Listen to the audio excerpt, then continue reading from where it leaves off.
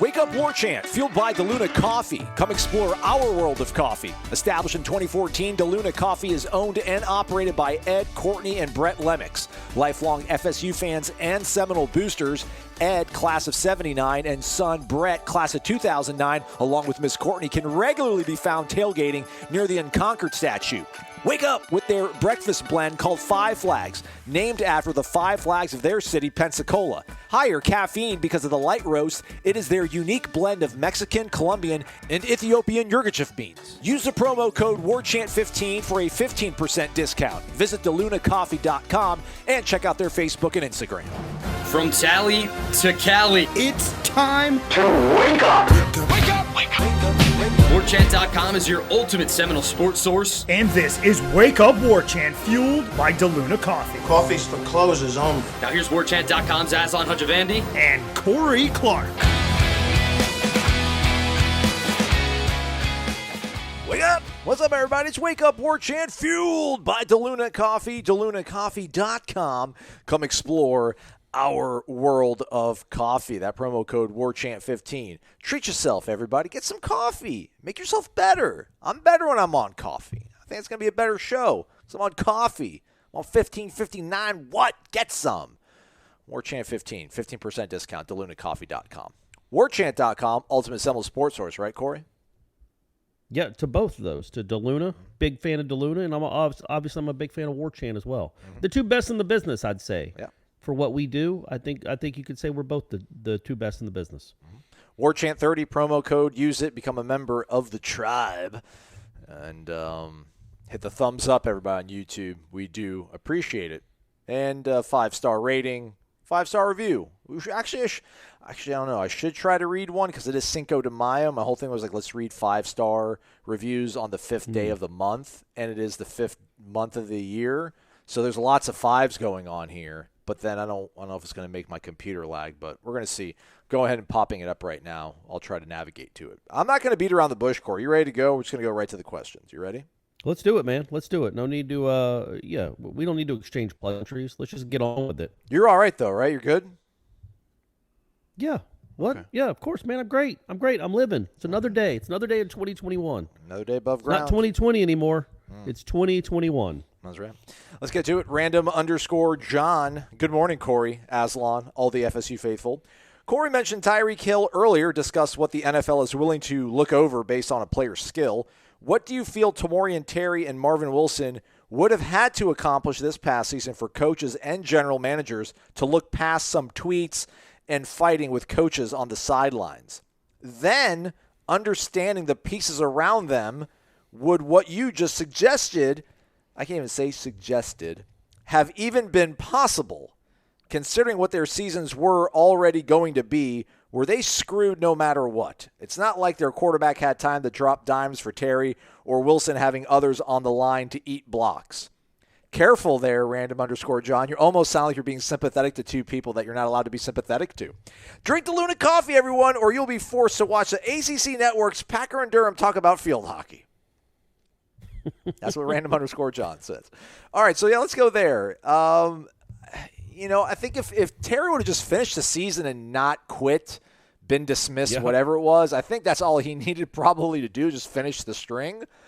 For Marvin, yeah, I mean, that's the thing. I think Marvin he needed to do some kind of really difficult encore when you think about it. I mean, again, if you look at his PFF grades, which they're looking at it much more, they're scrutinizing it much more than I am. I'm not watching Marvin Wilson taking on blocks while I'm watching a Florida State football game. I'm just not. I'll trust their judgment on it. I mean, he was in the 90s. He was in the upper 80s and 90s in 2018 and 19. He would have, I mean, when you kind of try to think about it from a pragmatic standpoint, Corey, it seems like he would have had to keep that up to at least go where he wanted to, which is first round, maybe settle for the second round. But to be, I mean, if he would have finished the season out and, I don't know, graded out at 75, he's still getting drafted second day. It's just him go undrafted. That's just crazy. Imagine us talking about him going undrafted a year ago. That's what seemed bizarre. But it's hard to quantify, right? Like, we don't know. We're not GMs. We don't know where he was on the board last December. But before he decided to come back, I don't know that he was a first-round grade. I don't know that he was going to be a automatic first or second-round pick. Maybe people were scared about the physical even then. But yeah, him coming back and then not playing well at all through injury or otherwise hurt him as much as the stuff in June on Twitter. But, again, maybe I don't know how you quantify it and say, okay, that dropped him down 2 rounds. Like, I just can't imagine that with all those questions, and he admitted that every team that interviewed him asked him about it. So it was very, very important to them.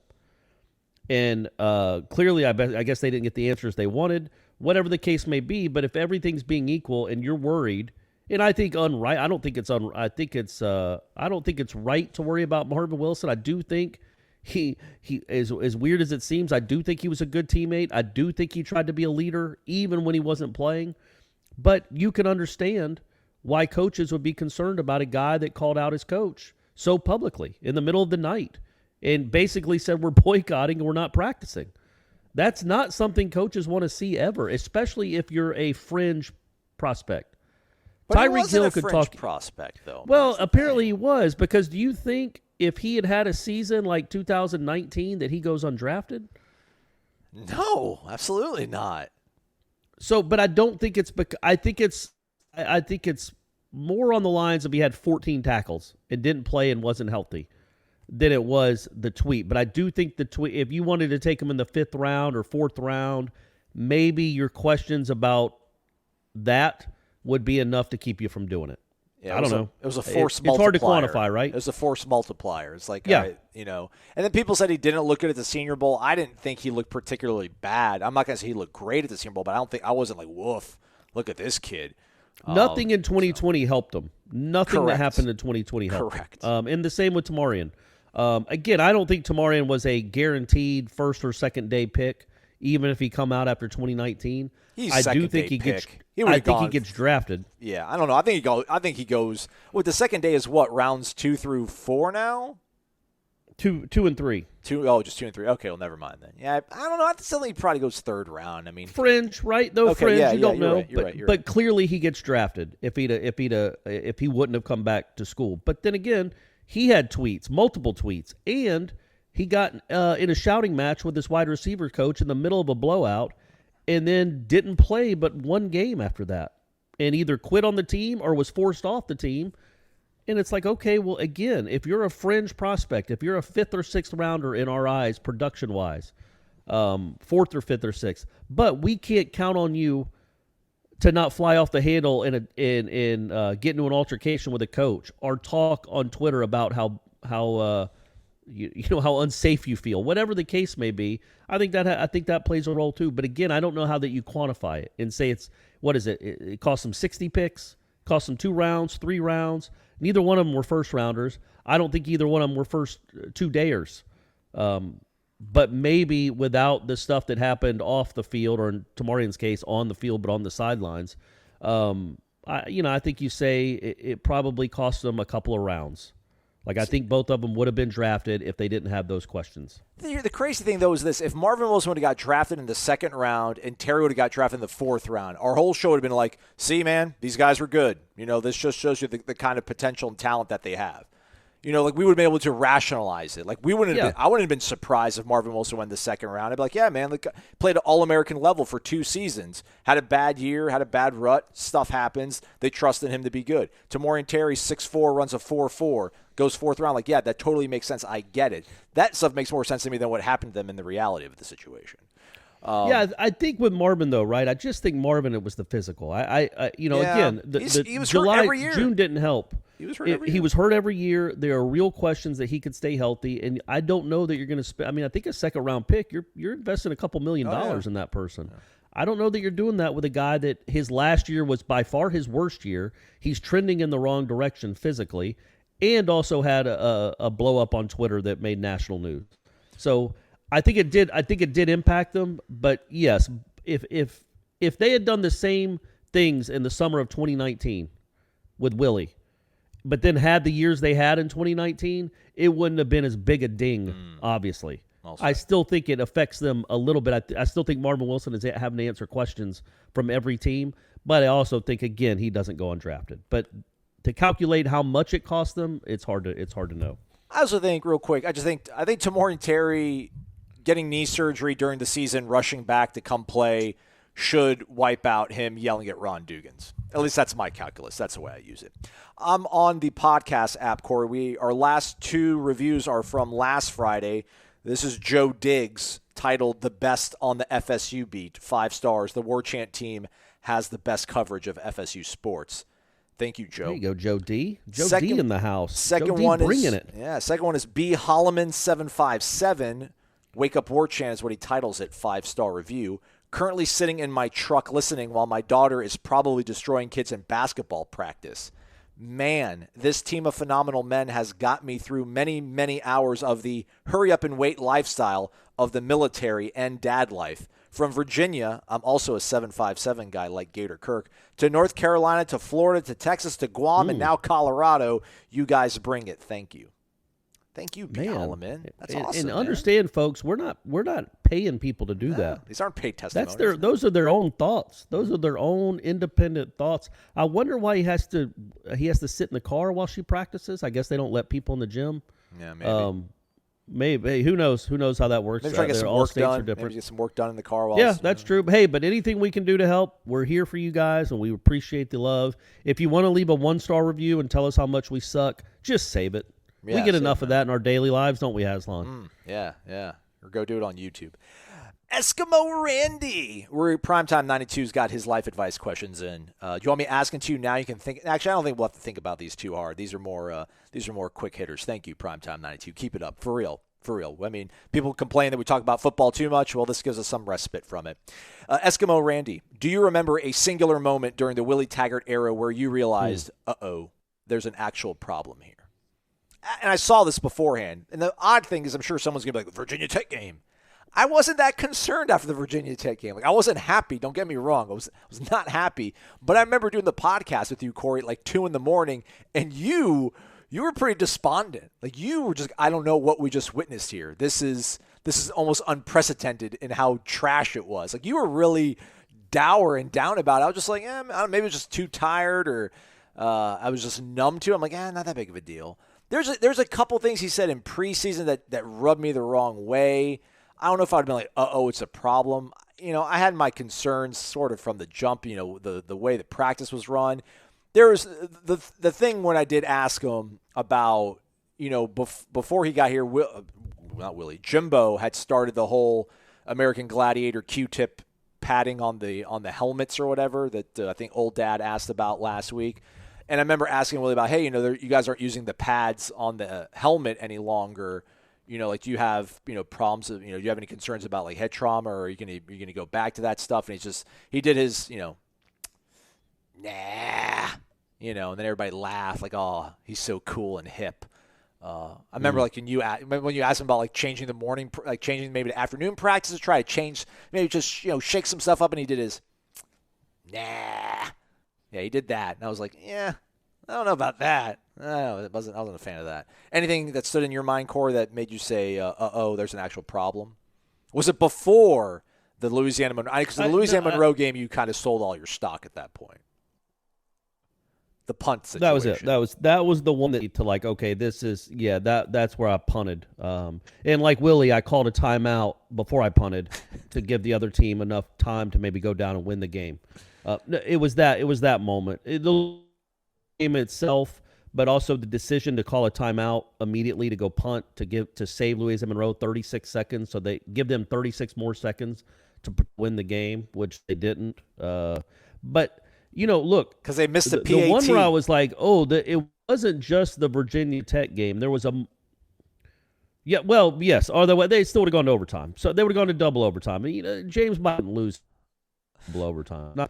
So anyway, but there was a moment in the Virginia Tech game, like it was clear they were going to lose in the fourth quarter. And to me anyway, it was just like, okay, well, this offense isn't what we thought it was going to be. This is pretty gross. But it's the first game, tough enough defense, blah, blah, blah. But there was a moment in that game where I think it was like 4-12, and they ran this crazy – I can't remember. If it happened in 93, I could remember every person that touched the ball, who was, of course, because it was 2018. I don't remember any of it. but they ran some crazy play. The diamond where formation? Cam was at quarterback and he did a reverse or he tried to throw it. It was the diamond formation, something like that, on like 4th and 12. When it's like, why this isn't the time to run that trick play, because they're in a prevent nickel defense because it might have been 4th and goal from like the 12. And it's like, this is a play to run in the second quarter when you're trying to surprise them, but none of it made sense schematically. Just the play call itself didn't make sense at that time. And that was when I was like, man, that doesn't bode well at all. They thought that was going to work against a defense coached by flipping Bud Foster. That Bud Foster would be like, oh my God, they're in the diamond formation. We haven't prepared for this. Timeout. No. Just sit back and let FSU. I think he got sacked. I don't remember what happened, but it was a very predictable outcome to a ridiculous formation type decision in the fourth quarter of still at that point was like a 2-score game. I think that was the drive that Cam Akers had like the 90-yard run and got tracked down at the 4. Yep. So anyway, that gave me a lot of pause. And then obviously we saw what happened in the season. They come out, they get a big lead against Boise and blow it, and you're like, okay, well, they weren't hydrated, whatever. They started to they panicked, but they looked better than they did last year, at least. And then that Louisiana Monroe game, specifically that decision to punt, you get paid too much money to make such a own-headed decision. That was when I was like, okay, I don't know that this is salvageable. Just when you thought the chicken sandwich war was over, it's coming back in a big way with Zaxby's new signature sandwich. It's a double hand-breaded filet, split-top bun, 3 zesty pickles, and if that wasn't enough, it's smothered in Zax sauce or new spicy Zax sauce. That's right, it's such a big deal, we made a totally new sauce to give it the kick it deserves. The other guys won't know what hit them. The new Zaxby's signature sandwich. Have you tried it yet? Old Dad's a Nole. Next question. Wake up! Can you guys tell me where calling Junior, Mike Martin Jr., that is, meat comes from? Without knowing, I quite literally cringe every time you refer to him as that. I'll go ahead. I'll answer that one, Corey, because I asked him at his introductory press conference because I didn't know why they called him meat. I particularly didn't like the fact they called him meat. But apparently it was sort of a endearing, joking term his father, 11, had called him growing up because he was such a skinny young child. Hey, grow some meat on your bones. You're nothing but skin and bones. Let's add some meat on those bones. And then he would also, razz him in the backyard, throwing him BP, right, Corey? Like, come on, meat. Is that all you got? Is that accurate? Yeah, it's also a baseball term from the 80s and early 90s. If you watch Bull Durham, Kevin Costner calls the opposing pitcher meat. As in, bring that weak blank in here, meat. So it was a baseball term that was around back then that, I think a lot of people were called meat. He's the only one that's still called meat in 2021. It's not quite as not good as 11, right? Yeah. Like, it's an unfortunate nickname, but it is what it's hard not to call. It's what he's been known for literally since he was like in elementary school. So that's his nickname. That's who he is. But yes. That's where it came from, is when he was a kid. I think a lot of it did have to do with, meat on the bones, but it was also just a baseball term that guys threw around a lot. I don't know that they still call dudes meat anymore in baseball, but they did back then. Yeah, and I asked him, I'm like, is that what you want us to call you? And he's like, well, if you want me to, turn around and, listen to what you're saying, then yeah. So, yeah. I mean, baseball's such a weird sport, right? It's just like he calls his dad 11, and 11 calls his son meat. You know what I mean? It's just and that they've been doing it for 30 years. That's just what they do. All right. Also on a baseball note, I have heard you say that Junior was the best hire, or at least the best qualified. I may be in the minority, but I was not in that camp in the least. I hope he is successful, but after watching this team for decades, I'm just not expecting it. This brings me to my question. I believe most people, due to COVID, really aren't paying attention or giving most programs or coaches a pass. Okay, so they're not paying attention, or they're giving. Okay, that's true. But beginning next year, if everything is back to normal, how much longer will the heat not rise if we continue this above-average winning percentage? Has the university once again put itself in a bad situation? I sure think so. Thoughts? Cheers, Old Dad.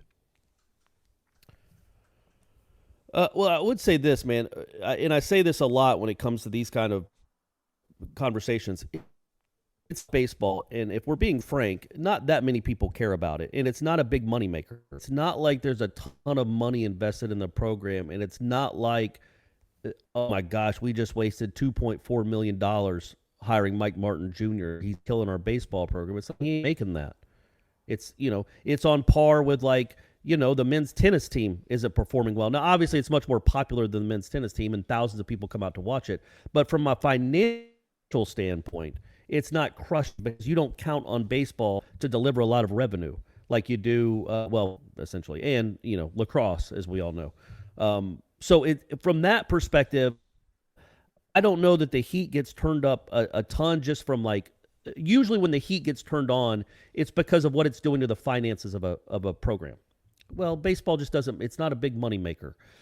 That said, if they continue to lead the world in strikeouts as an offense, and I feel like they do, they also they're third in the country in pitching and strikeouts. Like they rack up a ton of strikeouts. Their games are ridiculous. It's 50% of the outs are strikeouts.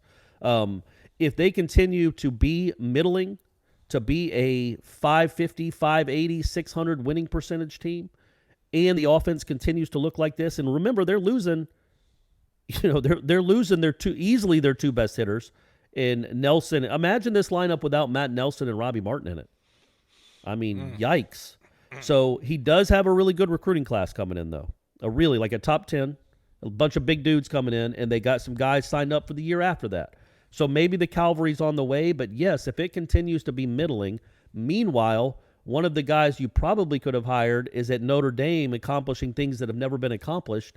Yeah, the heat will be turned up a little bit, and rightfully so. Like, this isn't a job in perpetuity for Mike Martin Jr. This isn't just, here, it's yours. I think he deserved the job because of what he did the previous years and leading the recruiting charge. The best hitting coaches in America. They were always one of the leaders in runs scored in the country. So he deserved it from what he had done. I would have been much more comfortable hiring him than a guy that had been a head coach at UNC Greensboro. I just would, because to me, and it's not the truth, but to me, Mike Martin had been almost the de facto head coach. Like, this had been his program because he was bringing in the players. Like, it was 11 that would make the decisions on pitching changes and lineups and all that, but the roster was his. He had made the decisions mostly to get those kids on campus, and they had done pretty well. And just 2 years ago, they went to Omaha, although they had a tough regular season. But if this continues and next year looks a lot like this year, he's not in danger of being fired. But then if the year after that looks similar or worse, then you might have to start having conversations. You don't just get to keep the job because of your last name. But I know some people think he got the job because of his last name. Gator 188, that's Gator Kirk, y'all. Wake up, wake up, wake up. I gave him the option, would you rather see softball, soccer, beach volleyball win a national title? He says beach volleyball. I don't mind the talk about other sports on Warchant when it is not That's football this weekend, season. right? Yeah. That's this weekend, right? Brooke Niles has got to bring it home. This weekend, let's go. Let's do it. Let's do it. One time, and we'll have her on the show. We'll have her husband on. We're going to have everybody on the show when they win the national championship. If they're not on Packer and Durham first. I don't mind. I'm all about that. Yeah, you bring them on. I don't mind the talk about other sports on Warchant when it's not football season. They deserve credit for their endeavors. I try to follow all Seminole athletics. If you could have only one food for dinner for the rest of your life, what would you choose? Thanks for all the Noles coverage. Go Noles. Gator Kirk throwing that wasn't even a curveball. That was a knuckle curve that Slurve. dove out of sight. Slurve. That came out of nowhere. Yeah. It started off on the outside corner and ended up in the on-deck circle. Boy. Turkey and Zaxby's dressing. indescribably good. Yeah, that too. But I would say turkey and dressing would be my go-to. The one I call her Granny, but she's my aunt. It's a long story. Right. But what she makes, and then my mom has kind of done a really good job of replicating it. Not 100%, I'll be frank, but very close. A reasonable facsimile of Granny's turkey and dressing. That's what I would eat if I had to eat something for the rest of my life. Either filet mignon or like good, legit New York style pizza for your boy. And some Zaxby's, indescribably good. The thing with pizza, though, is you could also change up the toppings, right? No, I wouldn't cheat like that. It would be the same thing, like the same exact thing. I'm not going to cheat. Yeah, I mean, it does, after 2 weeks, you would get bored of all of it. Yeah. There's no way that you'd still be even excited about a fillet or like a lobster tail. Like, oh, God, drawn butter again. I can't do this. So, XDQ004. Wake up! I was watching some old FSU games over the weekend. I was reminded of just how spoiled we have been over the years. We have. It's true. The dynasty years and early Jimbo was better than Alabama's run, with the exception of us only winning 3 national championships. With that being said, what ACC loss during those 2 time periods was the most gut-wrenching? I'm going to go with that Thursday night in Charlottesville in November 1995.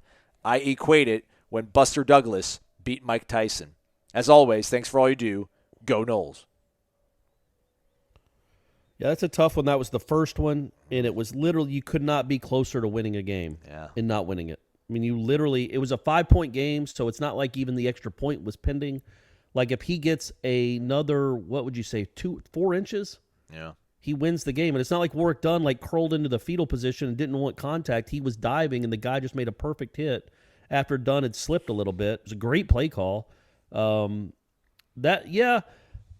But see, they still could have played for the national championship, I think, but if they'd have beaten Florida later in the year.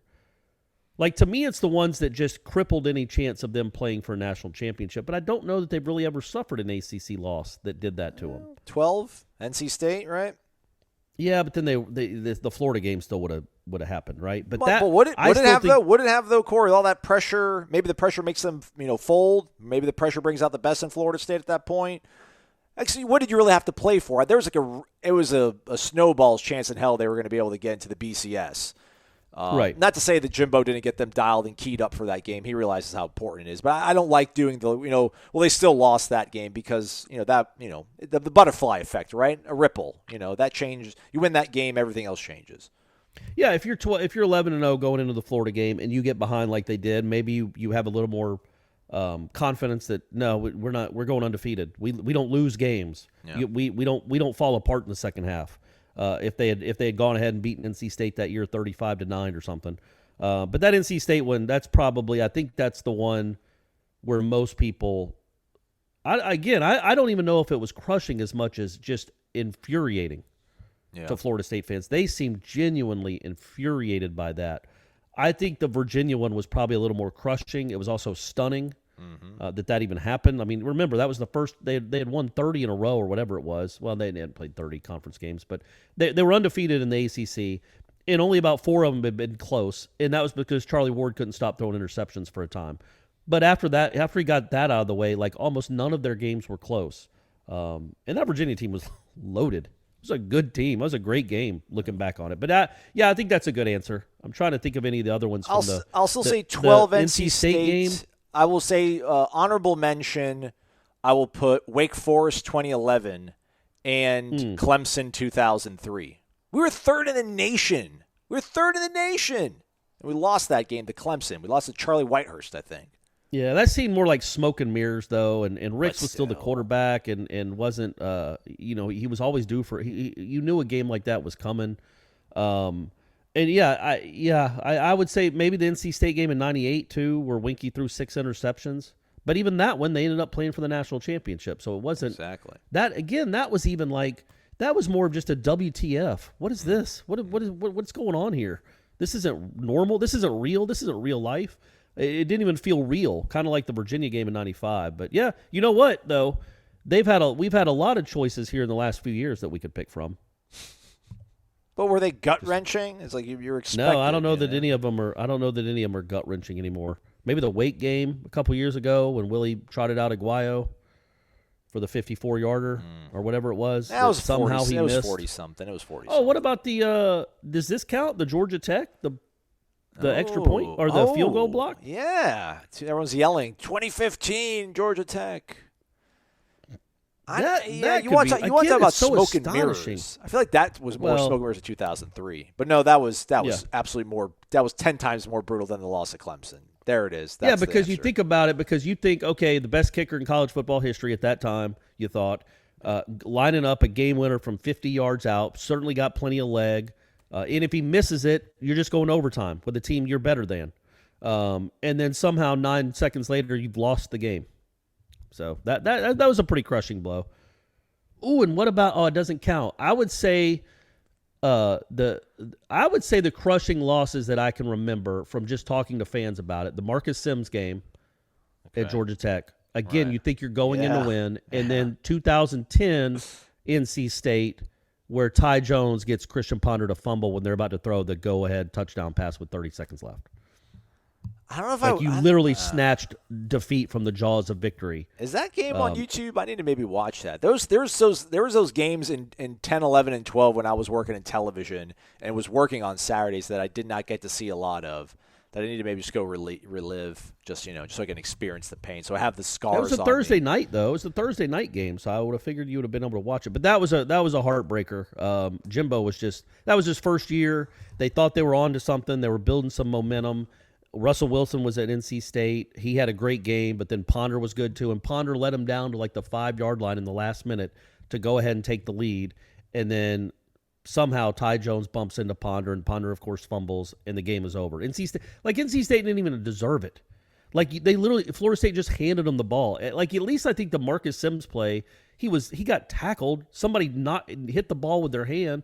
This was just an NC State defensive end, like, oh, there's the ball. Those dummies just ran into each other. We just won the game. How about that, guys? Yeah. We did it. Like, that's what you just gave them the win. Man, when you think about it, like, there's been a lot of sudden losses when Jimbo got here. Just like one single moment, it's all over. Like, it wasn't like a long bleed. It's like, boom, done. And to have people get like chill bumps on their arms, or to have some like almost a puke moment.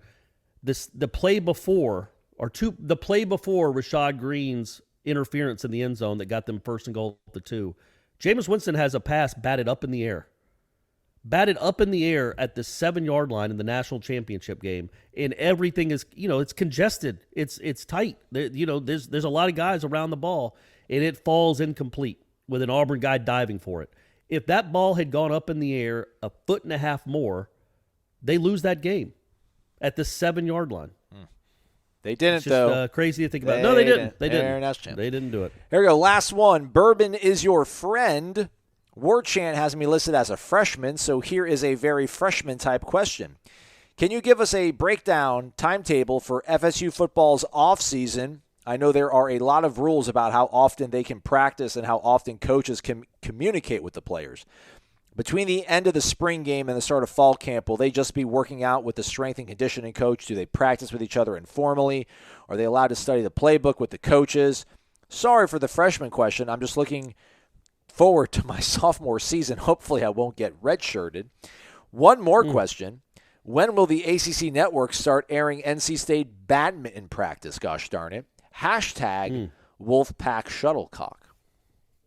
That's what they play with in badminton, kids. It's called shuttlecock. Right. I don't know the exact timetable on this sort of stuff, but they do. I think player run practices start in June. I want to say I'm like 99% sure May is just all completely dead. But they're not allowed to say the playbook with the coaches. But the player run practices, they can have the playbook out there. If I'm not mistaken. Well, they're allowed to have a playbook though. Yeah. Unless Arkansas, they're not allowed to do. Kendall's like, right. No playbook. Yeah, they don't even need a playbook. What's that? Yeah. Just go deep. But it's an iPad. It's not a playbook anymore. But yes, they can look at all that they want the whole time. And yeah, they can all go. You could go do informal stuff right now. They could be getting with, Mackenzie Milton could be throwing with 5 of the wide receivers as we speak. There's no real rules against that. But other than that, in May, like Aslan said, May really is kind of the downtime. They want to get kids healthy. It was finals, or close to finals anyway. School's out, so they get like a few weeks like respite where it's not football. And then starting in June, it starts to get more ramped up, and then obviously practice starts in late July, early August. And I would think, obviously, when they get back to school in June, is you really start to ramp up the strength and conditioning even more as well. Yeah, but it's not like there's not like yellow tape on the weight facility saying you can't come in. Like, they can all go in whenever they want. But as far as actual practices, formal stuff. Yeah, we would imagine that starts in June, right? Well, I think that's like July, right? That's like when they actually start like opening up like the preseason camp before like game week and stuff.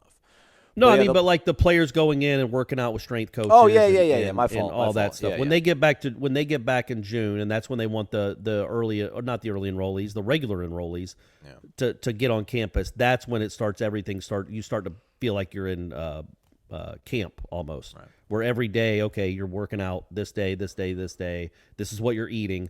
All that stuff really seems to, I think, take hold in June. Yeah. I don't even know how many kids are on campus right now. How many of the football players I was about to say, on campus in May? I think Milton's in Hawaii, if I'm not mistaken. Yeah. Or at least shortly after spring game, headed back there. So, get back in familiar surroundings, get a nice little suntan. Hopefully he's not near Ralph blowing up all that stuff. Hopefully dude, they're on different islands. We're not doing a live show this week, obviously. It's our last show of the week. But Ralph sent me photos of his handiwork from the top of the mountain. I should tweet it out from the Twitter account. If not, I'll just save it for the next live show. But you've been there twice. I can't imagine living out there. It's just beautiful. I mean, he's just literally just taking a photo of the ocean on top of a mountain. Come on. And you wonder, like everybody, there's always the argument about when it comes to anything really, nature versus nurture. Like, are you born a certain way? Are you born very good at sports, or is it somebody that nurtured you along to make you good at sports? Is it just genetics, or is it hard work and all that? Like, in Hawaii, it just seems like it would be hard to be in bad moods. Like, if you lived in Hawaii and had a comfortable living, like, you don't have to live in Hana, you don't have to have a mansion, you don't have to have your own helicopter, but if you just live a comfortable life in Hawaii, it just feels like your whole mindset is different. Your body is different. Your outlook on the world is different if you live out there. Yeah, man. It's like same thing in Key West when I was down there. I'm like, yeah, if you're doing all right down here, it's an absolutely different lifestyle. It's a beautiful thing, man. It really is. Good for those folks. Hey, same thing for Tallahassee, right? Yeah. Oh, yeah. If you're living in the Hassee, you got no worries. Yeah, it's loving arms of the capital city, wrapping its arms around you. It's great. It's amazing. Love it. All right, man. We are done. That is it. It's a wrap on the Renegade Express. Thought we were getting a life question. Look at you. Good job. Corey almost screwed up primetime over. We never want to do that. Sincerely, I do. I appreciate this primetime. If anybody ever complains about this, don't worry. I got your back. We're going to keep doing this until the wheels fall off. Well, they can always just not listen, too. They could. It's in the bottom of the notes. Hello, guys. 2 questions. 1, what age would you say your body was in peak physical shape? Or what age? Actually, I shouldn't put words in his mouth. Let me read it verbatim. What age would you say your body is in physical peak? For me, when 2007, so I was 25. I was also on performance-enhancing drugs, though. I feel good right now. I feel good. Were you on the clear? No. So yeah, I looked remarkable then, and I felt pretty good. But I didn't have a lot of mobility though. I was bulked the hell up. I feel really good right now. Not that I'm in peak, but I'm pretty close. Like, I feel really good. I think I look pretty decent for a 38-year-old guy too. Like, I'm not I don't have my gut staying in check. I'm eating pretty well. All like the last week and a half with me moving back and forth, I haven't really had a lot of home cooked dinners. My mom's been helping out, but when I was in Tallahassee, kind of started eating a little bit sloppy. But I feel pretty good right now. I don't feel nearly as bad as I thought I would when I remember my friend when we turned 30. My back starts hurting, my arms starts hurting after doing bench press. He's like, bro, imagine how bad we're gonna feel once we turn 40. And I'm like, damn, that's real. That's right. But I actually feel okay right now. But yeah, 25, I look great, and I felt great too. I think there's 2 answers. When I was 21, I was playing basketball every day. I was in good shape. I worked out a little bit, not much, but enough. And I felt quick. I felt light on my feet. I could grab the rim.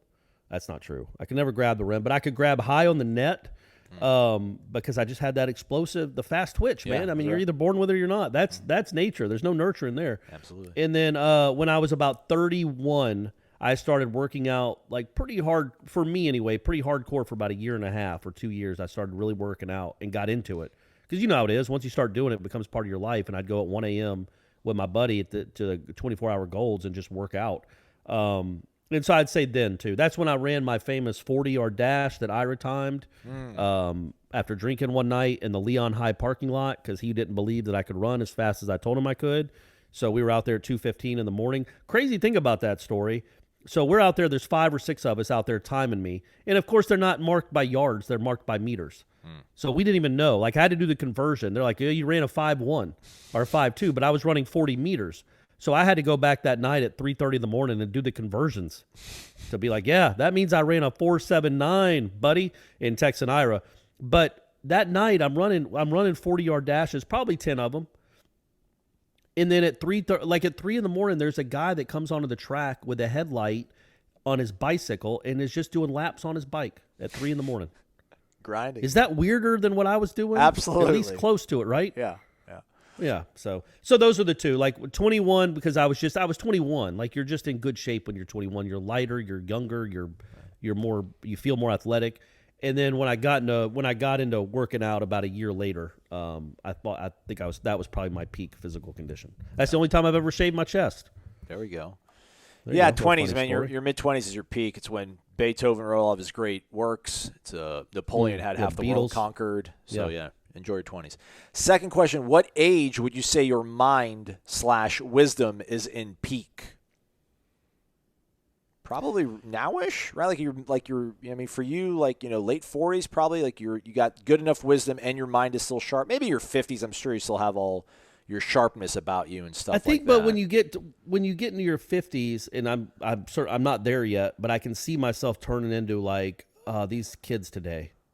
They just don't like. I think when you're in your late 30s and early 40s, you can still kind of relate to when you were 20.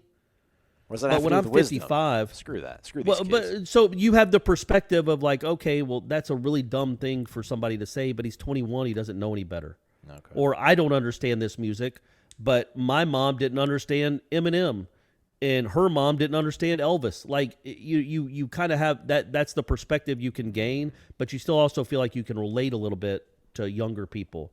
But by the time you get to the mid 50s, you just want to turn that music down. That's just noise. That's what you're going to be saying. But I feel like right now you're kind of in the sweet spot, at least for me, being the son of a parent of an almost teenager. It feels like a pretty good time to still be able to relate a little bit to being young, and then also have some wisdom of hey, Brady, man, understand if this girl likes you or doesn't like you, it does not matter. I promise you. Understand what I'm telling you.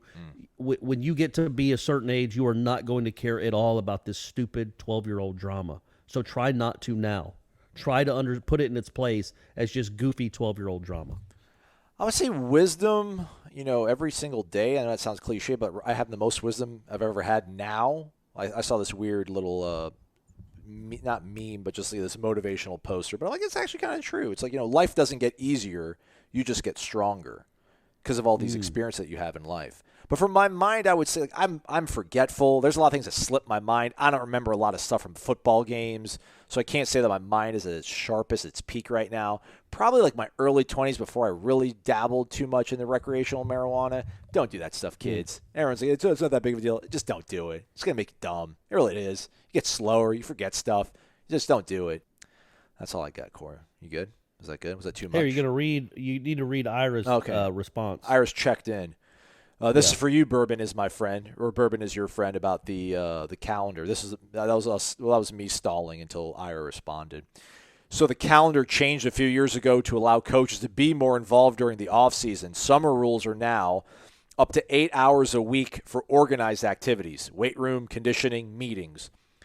And only 2 of those 8 hours each week can be for film review and X&O type meetings. So if you're going to talk about scheme, that kind of stuff. But that's officially organized stuff with the coaches being present. Guys, players certainly will be lifting, running more on their own. Wink, wink, nod, nod. On their own, they'll be running and lifting. They can also go in and meet with coaches individually on their own and watch film on their own whenever they want. Then the players also will get together for those PRPs, player-run practices, 7-on-7 stuff. Linemen do some stuff on their own on the side, but coaches can't be there for any of it. Ultimate Seminole Sports Source. That's basically what we said. Seminole Sports Source. That's right, man. How about that? You ask and ye shall receive. And some of you might be thinking, well, if you have to text Ira to answer a question, why isn't Ira just on the show anyway instead of Corey? Don't think like that, guys. Don't think like that. You want this wisdom that I was just talking about, to let people know that 12-year-old romance and drama doesn't matter. But what I was wondering, he says the summer rules are up to 8 hours a week, but I do wonder when the summer officially starts. Right. Is that now because school is out, or does that start when, like, the vernal equinox or whatever it's called? Whenever a summer starts, the solstice, June 20th or whatever, or when does the summer actually start? June 1st?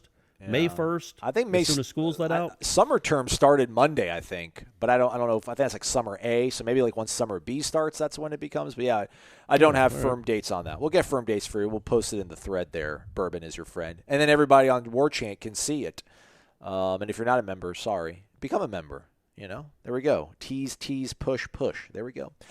That's a wrap on the program. It's a wrap on us for the week. There might be an interview tacked to the end of this. Corey's going to talk to John Pack. Golf standout for Or we Florida might State. hold it for next week. So, just so people know, he is the number 1 ranked player in the country. I don't want to get a lot of grief for my ACC network diatribe and then you saying, hey, why is this football show talking to a golfer? Number 1, they're a top seed in the upcoming – it's a Florida State show, number 1. Well, 2, it was scheduled beforehand. It was, sure. But they're a top seed. They just released the NCAA brackets, and Florida State is a top seed in the NCAA tournament. They will be hosting the regional here in Tallahassee at their home course. So you got to like their chances of advancing. And this guy is legitimately the number 1 player in the country, and you could make an argument he is the best Florida State golfer of all time. I don't even think it's much of an argument. When you look at his scoring average and how many tournaments he's won since he's been at Florida State, he's outperformed all the names you have running through your head right now. He's better than they were when they were in college. We'll see what it means. But so the chances of him being on the PGA Tour are very, very, very high, and he might end up being awesome on the PGA Tour. So it should be an interesting interview. And if it's not this show, we'll do it in a show. We'll run it a show later on down the line. Okay. Because I don't think their tournament starts for another 12 days. Yeah, you're right. 11 May days. 17th and 19th. And it actually will be at the Seminole Legacy Golf Club, so it is at the new one. So that'll be pretty cool. So be on the lookout for that. Thanks for joining us today and this week and all the time. Thanks for those reviews and the thumbs up. We do appreciate it. He's Corey. I'm Aslan. Thank you so much for listening to Wake Up Warchant, fueled by DeLuna Coffee. Come explore our world of coffee. DeLuna Coffee features over 24 different blends. DeLuna's unique roasts can be delivered ground finely for drip coffee makers, coarse for the craft crowd, untouched as a whole bean, or even in convenient K-Cups. Founded in 2014 by the Lemmix family, Ed and Brett are FSU alums and boosters who are extending a special offer to all listeners. Use the promo code WARCHANT15 for a 15% discount. Visit DeLunaCoffee.com and check out their Facebook and Instagram.